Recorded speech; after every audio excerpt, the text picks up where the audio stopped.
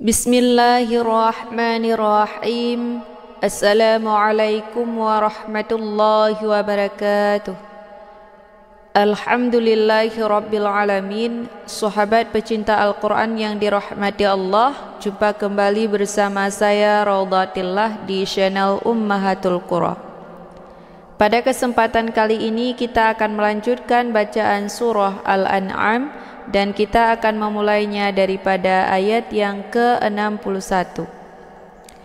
Jadi sebagaimana biasa kita akan belajar membaca Al-Quran secara pelan-pelan agar mudah untuk diikuti baik bagi para lansia maupun bagi para pemula. Disimak sampai habis karena nanti di akhir bacaan akan ada uraian tajwid secara terperinci. Mudah-mudahan dengan uraian tersebut dapat dengan mudah dipahami dan bisa memperlancar bacaan Al-Quran kita dengan fasih dan benar.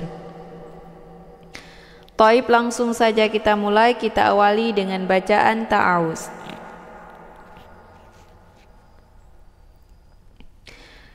A'udzu billahi minasy syaithanir rajim. Bismillahirrahmanirrahim. Wa huwal qahiru fawqa ibadihi wa yursilu alaikum hafazah.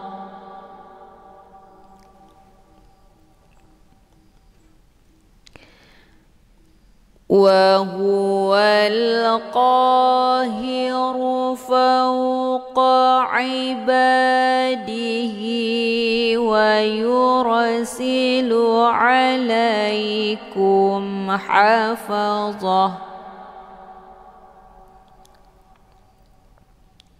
Hatta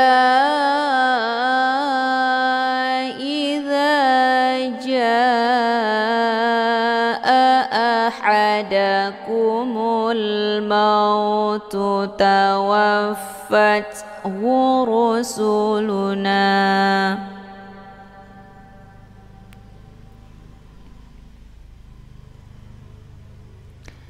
hatta. Ta itu dibaca panjang, boleh 4 atau 5 kali ketukan. Ini dinamakan dengan mad jaiz munfasil. Tandanya ada mad tabi'i bertemu dengan hamzah di lain kalimat. Mad tabi'inya adalah harokat fathah tegak yang ada di atas huruf ta, kemudian hamzahnya terpisah di lain kalimat, yaitu di kalimat idza. Hatta idza ahadakumul mautu tawaffathu rusuluna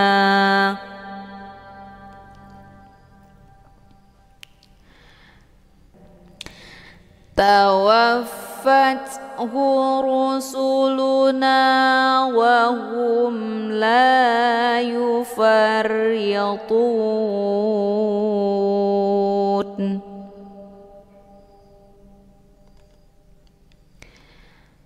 Tawaffathu rusuluna wa hum la yufarritun.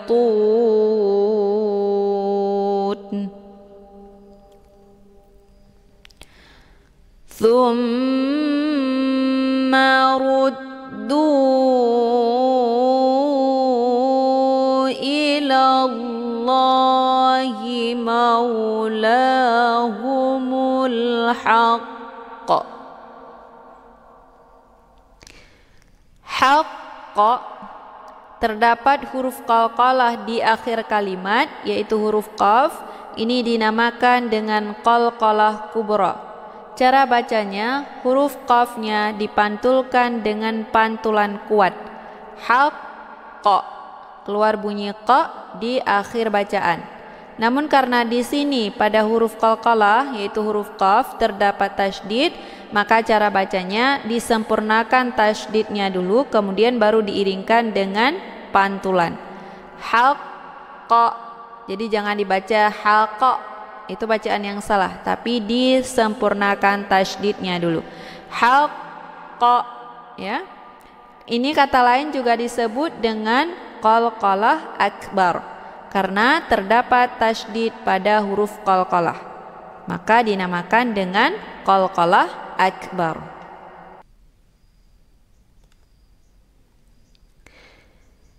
Thumma, kemudian tasydid di huruf mim dinamakan dengan ghunnah musyaddadah. Cara bacanya, huruf sa-nya dileburkan ataupun dimasukkan ke dalam huruf mim dengan cara ditekan kemudian ditahan lebih kurang 2 kali ketukan. Thumma, jadi ditahan dulu bacaannya, jangan langsung thumma, ya. Karena hukum bacaan ghunnah musyaddadah dibacanya sambil didengungkan. Thumma ruddu ila Allahi maulahumul haqq ala lahul hukmu wa huwa asra'ul hasibin.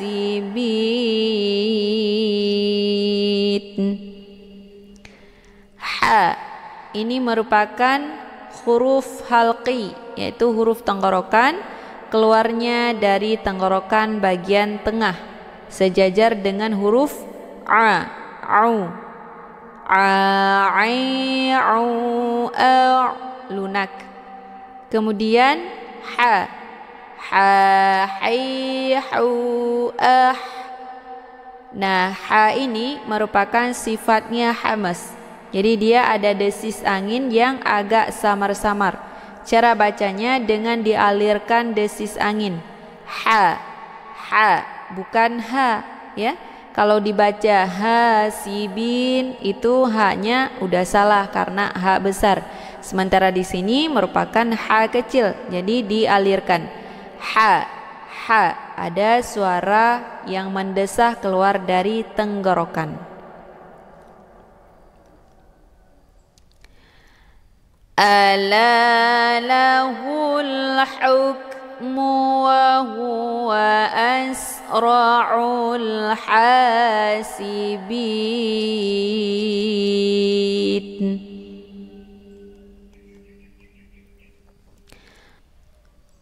Qul man yunajjikum min zulumatil barri wal bahri tad'unah.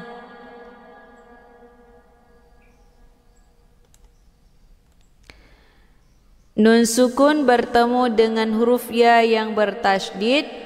Ini dinamakan dengan idgham bi ghunnah atau juga disebut dengan idgham ma'al ghunnah. Cara bacanya, nunnya dileburkan ataupun dimasukkan ke dalam huruf ya dengan cara ditekan kemudian ditahan lebih kurang 2 kali ketukan. Mayu, jadi ditahan dulu lebih kurang 2 kali ketukan. Karena hukum bacaan idgham bi ghunnah dibacanya sambil didengungkan.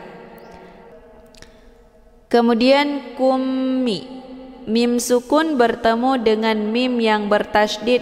Ini dinamakan dengan idgham mimi atau juga disebut dengan idgham mislain.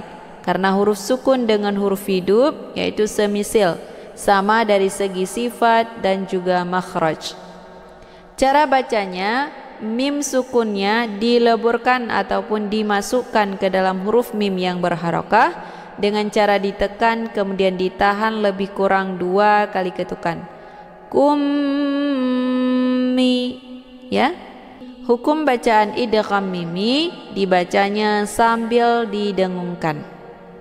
Kemudian nun sukun bertemu dengan huruf dha. Ini dinamakan dengan ikhfa awsat. Mana awsat itu pertengahan antara makharijul huruf nun dengan dha. Posisinya itu tidak begitu dekat juga tidak begitu jauh. Jadi cara bacanya, nunnya disamarkan kemudian siap-siap menuju ke huruf dha.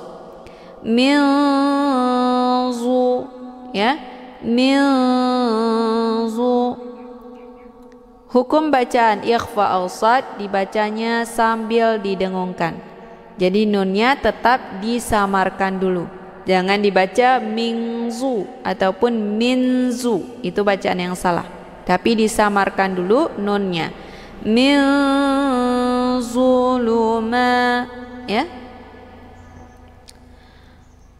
Qul man yunajjikum min zulumatil barri wal bahri tad'unah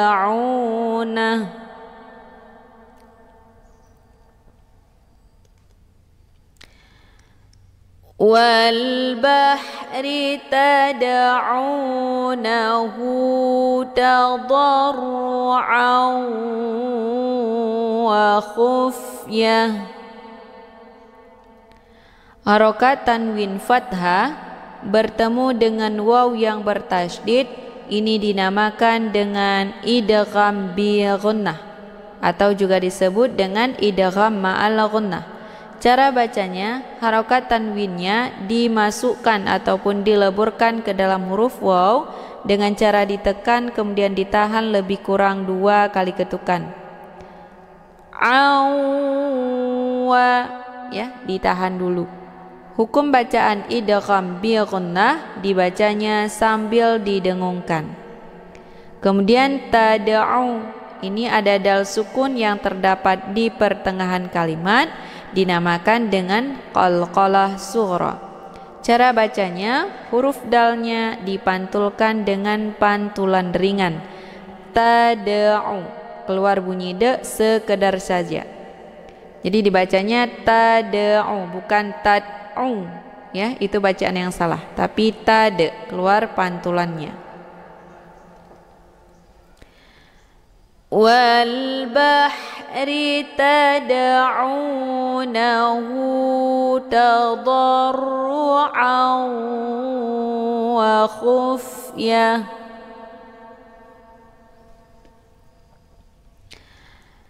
La in anjana min hadhihi lanakunanna minasyakirin. Tasydid di huruf nun dinamakan dengan ghunnah musyaddadah. Cara bacanya, nunnya dileburkan ke dalam nun yang berharokah dengan cara ditekan kemudian ditahan lebih kurang 2 kali ketukan. Nanna. Hukum bacaan ghunnah musyaddadah dibacanya sambil didengungkan. La in anjana min hadhihi lanakunanna minasyakirin.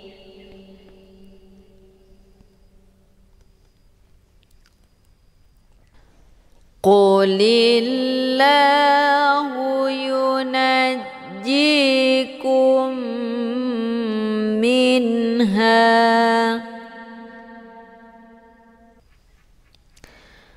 Qulillahu yunajjikum minha wa min kulli karbin thumma tusyrikun. Minku, ada nun sukun bertemu dengan huruf kaf, ini dinamakan dengan ikhfa ab'ad. Makna ab'ad itu jauh. Antar makharijul huruf nun dengan kaf itu posisinya saling berjauhan. Nun keluarnya dari ujung lidah, sementara kaf keluarnya dari pangkal lidah. Cara bacanya, nunnya disamarkan, kemudian siap-siap menuju ke huruf kaf. Minku, ya. Jadi jangan dibaca mingku, ya, ataupun minku, itu bacaan yang salah. Namun disamarkan dulu nunnya. Wa min kulli, ya. Hukum bacaan ikhfa ab'ad, dibacanya sambil didengungkan. Namun kalau dibandingkan tingkat kesamaran dan dengungan, itu lebih ke dengung. Samarnya ada, cuman sedikit. Kemudian harokat tanwin kisrah bertemu dengan huruf tha, ini dinamakan dengan ikhfa ausat. Jadi makna ausat itu pertengahan. Cara bacanya, harokat tanwin kisrahnya disamarkan, kemudian siap-siap menuju ke huruf tha. Bintu, ya. Jadi tanwinnya disamarkan dulu, kemudian siap-siap menuju ke huruf tha. Hukum bacaan ikhfa ausat, dibacanya sambil didengungkan. Namun untuk ikhfa ausatnya, kalau dibandingkan tingkat kesamaran dan dengungan, itu seimbang. Wa min kulli karabin thumma antum tusyrikun. Qul huwal qadiru ala an yab'atha alaikum. Ya ba'a, ada ba' sukun yang terdapat di pertengahan kalimat, ini dinamakan dengan qalqalah sughra. Cara bacanya, huruf ba-nya dipantulkan dengan pantulan ringan. Ya ba'a, keluar bunyi ba sekedar saja. Jadi jangan dibaca ya a, itu bacaan yang salah.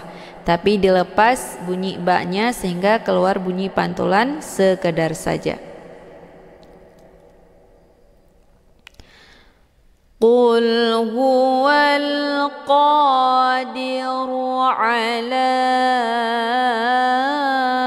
an yab'atha alaikum an yab'atha alaikum azaban min fawqikum.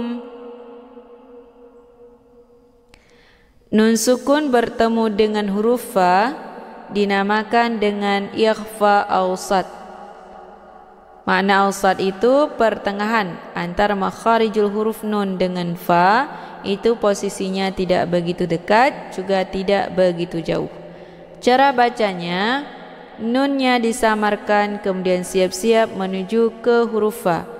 Min fa, ya. Jadi bunyinya itu antara huruf M dan huruf F, ya. Min fawqikum.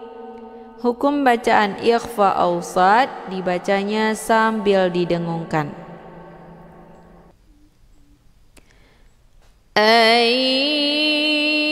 Yab'atha alaikum azaban min fawqikum min fawqikum aw min tahti arjulikum aw yalbisakum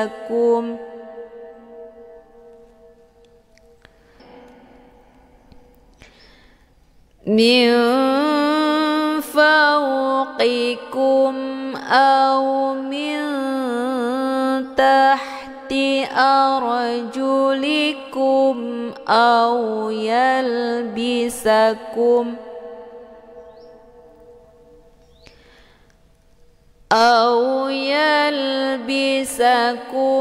syi'an wa yudhiqa ba'dakum ba'sa ba'd. Mim sukun bertemu dengan huruf ba dinamakan dengan ikhfa syafawi. Cara bacanya, mimnya ditekan kemudian ditahan lebih kurang 2 kali ketukan. Kumba. Jadi bunyi mim ini sudah menjadi agak samar-samar. Hukum bacaan ikhfa syafawi dibacanya sambil didengungkan.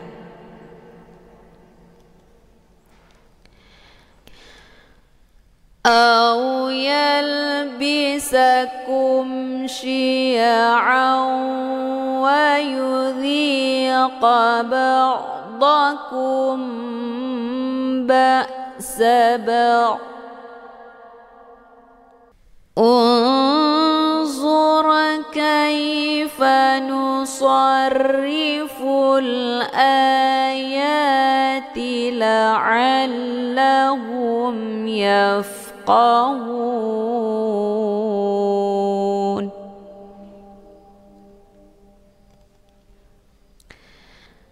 Unzur kaifa nusarriful ayati la'allahum yafqahun.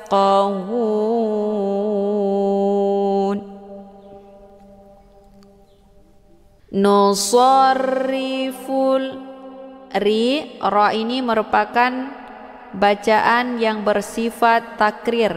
Jadi makna takrir itu ada getaran di ujungnya, dan getaran itu tidak boleh lebih daripada 2 kali. Ri, ya. Nusarri, karena ini ada huruf yang bertasydid, maka getarannya itu nampak keluar dari bunyi bacaan ra. Dan ra ini berharokah kisrah, jadi hukum bacaannya adalah tarqiqun murakkakun, yaitu ra yang dibaca tipis, ya. Jadi dengan posisi pangkal lidah tidak terangkat ke langit. Nusarriful, sorry, ya, ada getarannya. Kemudian ful a, ada alif lam, namanya alif lam al-qamariyah. Karena sesudah alif lam terdapat huruf qamariyah yaitu hamzah. Cara bacanya, alif lamnya dibunyikan secara jelas atau jelas bunyi L-nya. Full A, cukup ditekan saja. Atau kata lain juga disebut dengan idhar qamariyah. Full A, jelas bunyi lam sukunnya. Kemudian A ini dibaca panjang 2 harokah atau 2 kali ketukan. Ini dinamakan dengan mad badal. Jadi makna mad badal itu adalah mad-mad pengganti hamzah yang terdapat di awal kalimat. Jadi setiap huruf mad yang terdapat pada hamzah maka itu dikategorikan kepada mad badal, bukan mad tabi'i, ya. Jadi A ini merupakan mad badal. Kemudian ya, ini juga dibaca panjang 2 harokah. Namun ini dinamakan dengan mad tabi'i muqaddar karena terdapat harokah fathah tegak di atas huruf ya. Jadi berbeda dengan A. Kalau A ini mad badal meskipun harokahnya sama-sama berbaris fathah tegak. Tapi karena ini huruf madnya terdapat pada hamzah, maka itu terkhusus kepada mad badal. Sementara mad tabi'i terdapat huruf madnya boleh di huruf apa saja selain hamzah. Kemudian la'al, ini ain ya, dia tempat keluarnya dari tenggorokan bagian tengah. Jadi a, ai, au, ya, bacaannya lunak. Jadi jangan dibaca la'alla, la'alla. Kalau dibaca la'alla itu bacaan yang salah karena ain ini sudah keluar dari jalur hidung. Karena posisi ain ini bukan dari hidung, maka yang benar itu dibacanya adalah keluar ain ini dari tenggorokan bagian tengah, yaitu la'al, la'al, sedikit ditekan dan pangkal lidah itu menghempit di batang leher. La'allahum, ya. Kemudian mim sukun bertemu dengan ya, ini dinamakan dengan idhar syafawi. Jadi setiap huruf mim sukun bertemu dengan salah satu huruf hijaiyah selain ba dan mim, maka itu dinamakan dengan idhar syafawi. Cara bacanya, mimnya dibunyikan secara jelas atau jelas bunyi m-nya. Cukup ditekan saja, tidak perlu ditahan. La'allahum hum ya, bukan hum ya.